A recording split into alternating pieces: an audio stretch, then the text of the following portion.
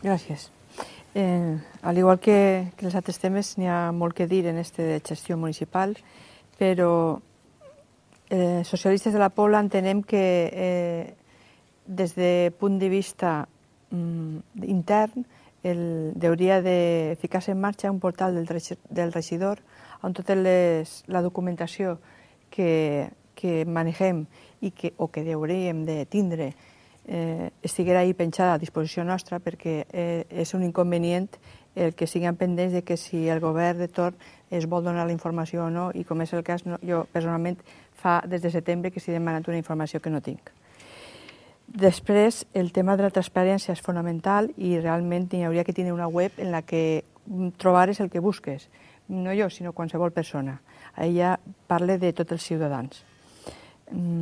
Respecte a la gestió en l'atur, el problema que tots trobem, que no vull repetir-me, aportaríem que les borses de treball tinguin una renovació anual, com fan, per exemple, les de la Conselleria, i les persones que afortunadament també han treballat se lleven, se fiquen, vull dir, és viva la bolsa, no està parada com ara.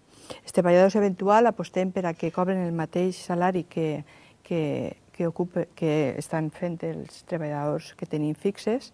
No entenem que uns puguen cobrar 900 o 1.000 euros i altres es contratem per 600 o el salari mínim, 600 i pico.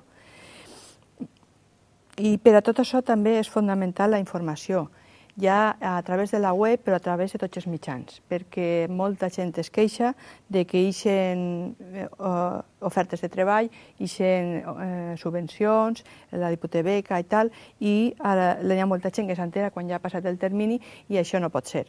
Algú que no pugui donar-se a tots és una cosa, però que no s'enteri i fer tard, això és el que no deu passar. L'administració deu ser pròxima.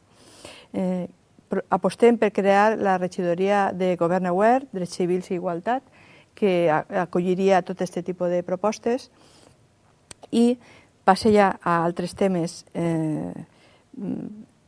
també molt importants, com és la revisió catastral que acaba d'anomenar Josep Vicent.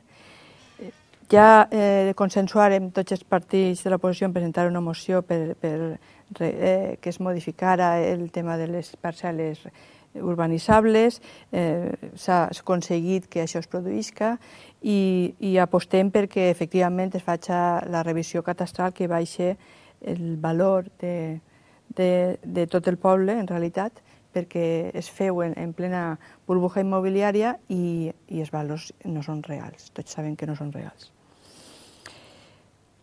Introduirem els criteris mediambientals en les contractacions de l'Ajuntament. Volem que les empreses que treballen per nosaltres tinguin aquesta bona gestió mediambiental. I així el tema del remanent, l'estalvi que se pot fer des de l'Ajuntament, ja en pleno de pressupost ja vaig comentar que no ens pareix adequat que tot el remanent es destini a pagar als bancs. Crec que ja entrem en serveis socials, el prioritari són les persones i quasi la meitat hauria d'haver-se destinat a aquest tema. No es pot permetre que persones queden sense casa, que estiguen tirades per el banc, gent que passa necessitat en tema energètic, no pot pagar la llum, gent que necessita menjar. L'Ajuntament no necessita adelantar deute, no necessita amortitzar tan ràpid. És possible deixar a part quasi la meitat i destinar-ho a serveis socials.